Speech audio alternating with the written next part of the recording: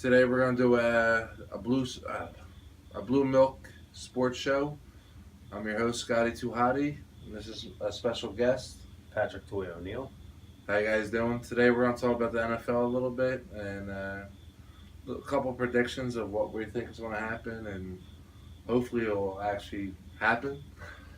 We'll You go. never know. Yeah, you never know. We'll go. We're gonna start it off with Toy. See what you gotta say. Um, I want to talk about, we got the NFL season starting off, and before the season started, Houston was hit with a tragedy. Uh, our thoughts and prayers go out to the families down there in Houston. Um, but on a lighter note, J.J. Watt put together a Hurricane Harvey relief fund that raised over $27 million, which is unbelievable. He just started just to make a couple $100,000, and turned out to be That is good. a great situation for everyone down there. So Anytime an athlete or a Sure. star, tries to help, or like yeah, well, I mean, the good thing is he's got the name, he's got the recognition. People grasp to him. He's an enjoyable, lovable guy. And he's a hell of a defensive player. He's won multiple Defensive Player of the Year awards. So, anytime you got a guy like that that's going to try to raise money for a good cause, it's always good to have a guy like that to put out there to be the leader of a support group. And to raise $27 million, that's an unbelievable amount of money. yeah. That's great. I mean, 27,000 is good, but when For you're saying us. when you're saying 27 million, that's ridiculous. Yeah, it's just amazing. And, It's great. I mean, I imagine they suffered more in damage and everything else that's going on down there, and with gas, water.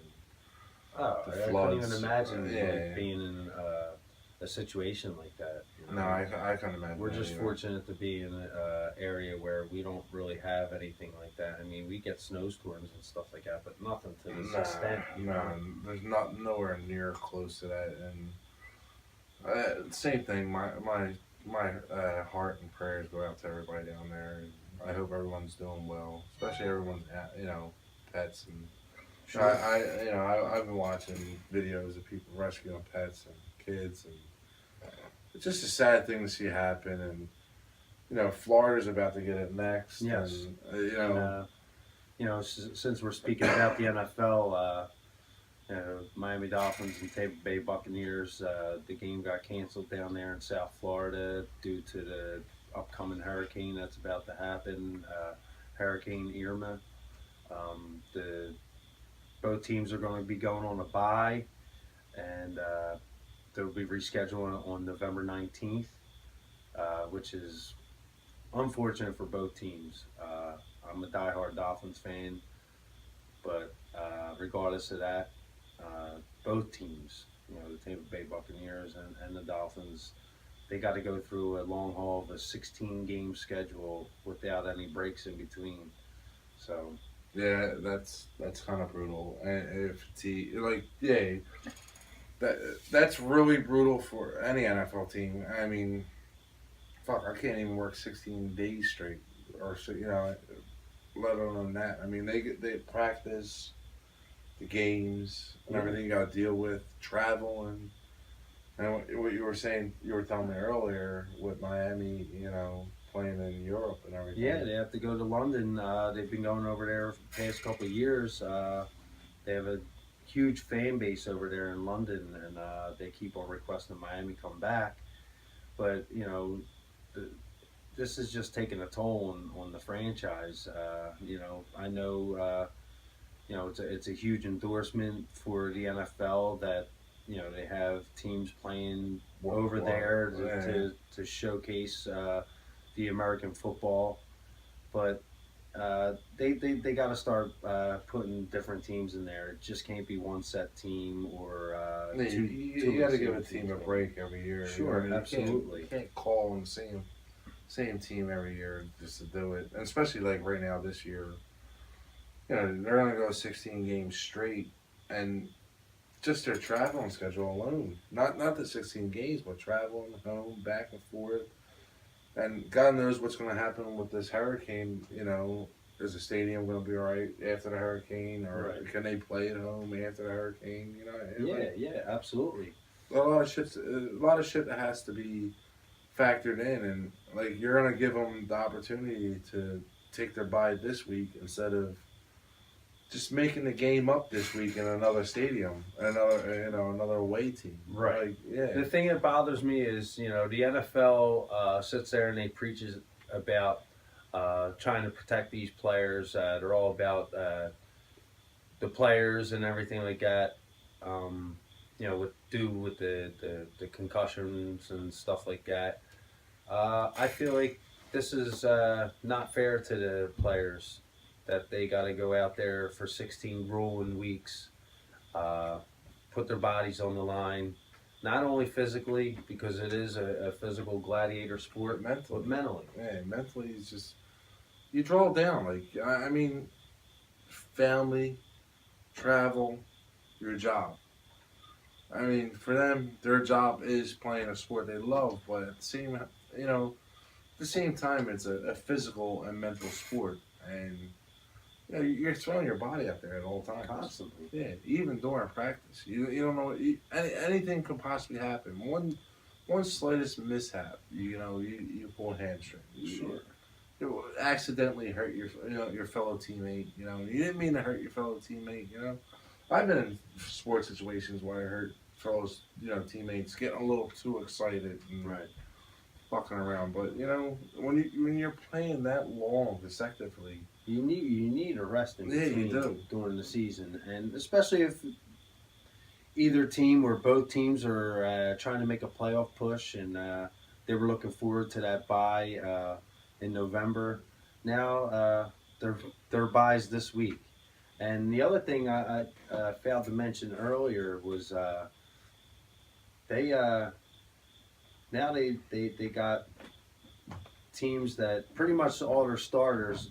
They played in the third preseason game, and now they missed out last week. They're missing out this week, and now they're going into week two, where teams are primed and ready, and they got an advantage on them right off the gate. Yeah, they're ready to kill already.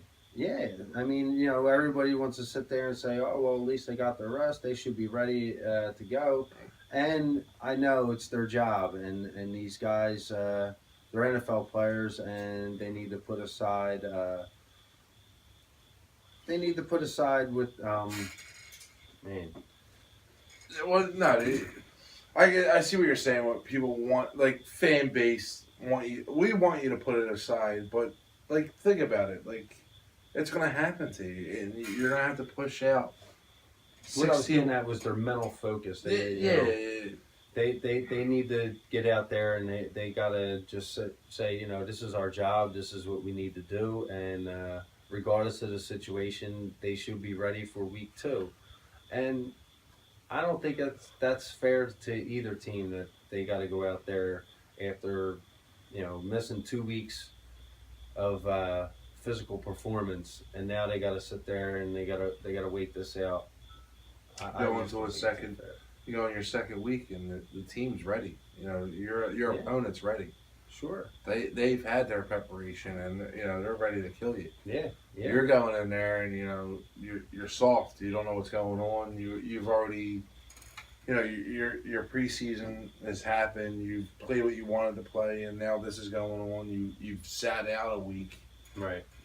This team's coming in hot, and God forbid if their first opponent, for Tampa Bay or the Dolphins already won, and they're coming off a fucking 1-0 streak. Right. Going right into the fucking second game of the season. Of course they're gonna fucking come in hot and hard. The other thing is there's 2 guys during that game. T.J. McDonald, the safety for the Dolphins, he's on a suspension right now. He'll be back for the game in November. And also Tampa Bay running back Doug Martin, he'll be playing in November. So I mean, it kind of helps out both teams, but I was actually hoping that Doug Martin wouldn't be playing during the game when they play against Miami. But hey, it is what it is, and you just got to deal with the chips where they may fall. All right, so we're going into week 1 of the NFL season, and we're both Philadelphia bound, our hometown Philadelphia boys, and you got your team, I got my team. I'm a 3-for-4 guy. You know? I still like my Phillies. I still like my Flyers. I still like the Sixers. Same way, yes.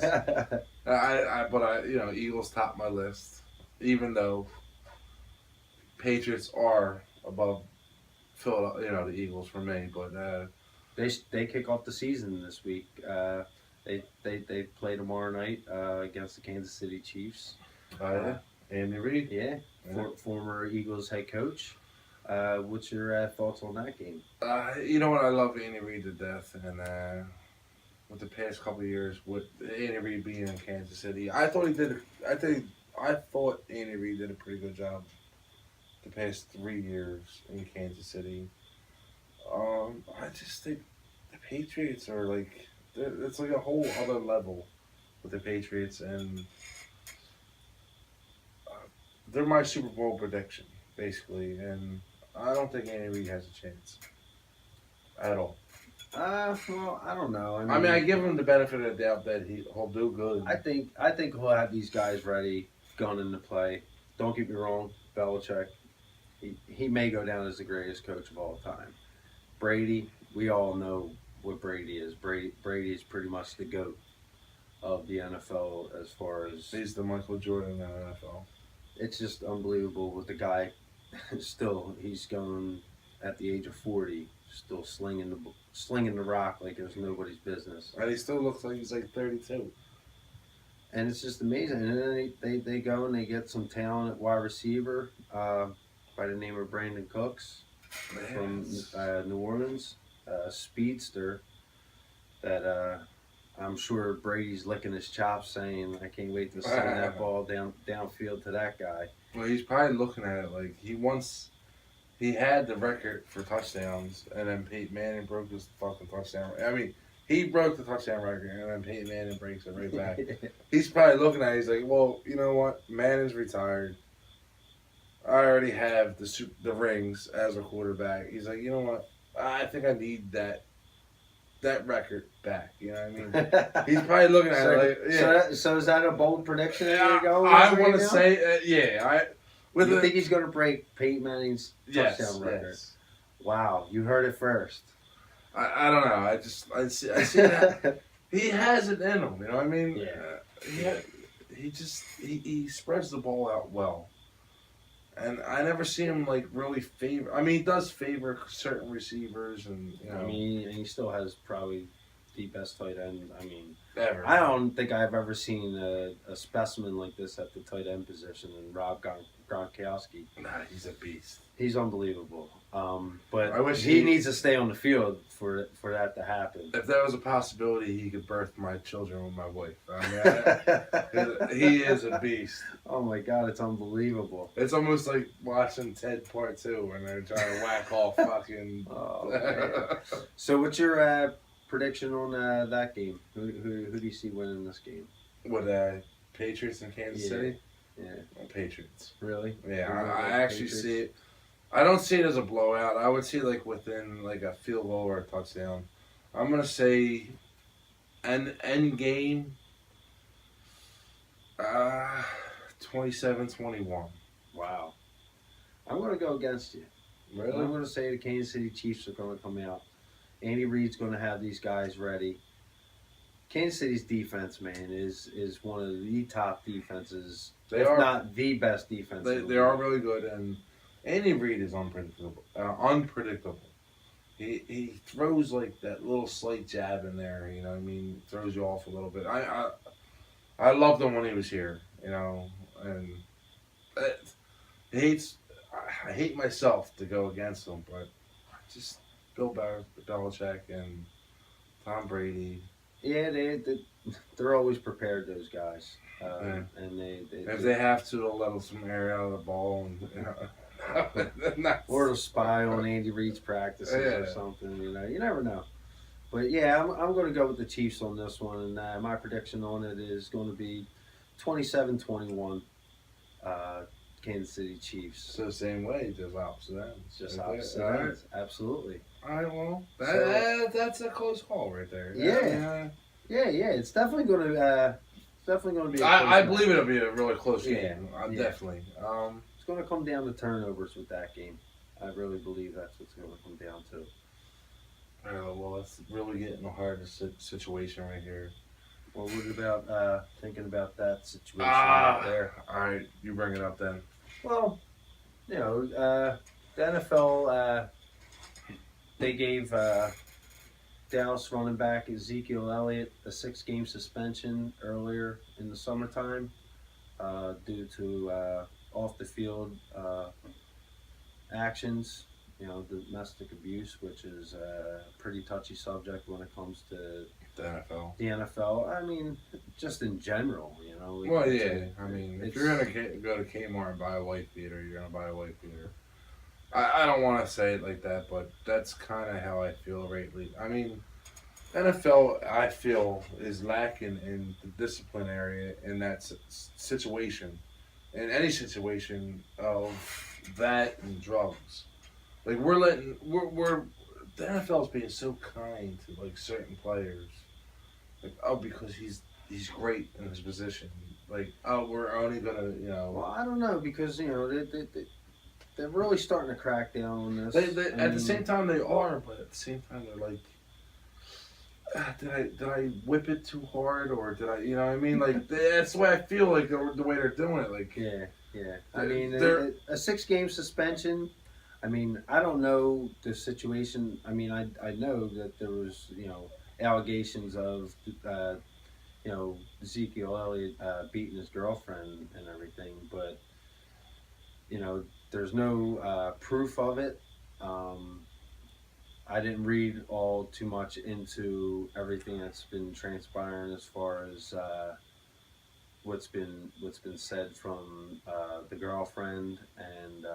It's like all hearsay. Yeah, but at the same time, she actually, from what I hear, she didn't want to press charges. Yeah, or have him suspended or anything like that. So so now anyway, he's appealing the suspension. So it looks like Ezekiel Elliott's going to be playing Week 1 against the Giants, which. It would have been kind of a good thing, or it could be a bad thing for you guys over there in the NFC East.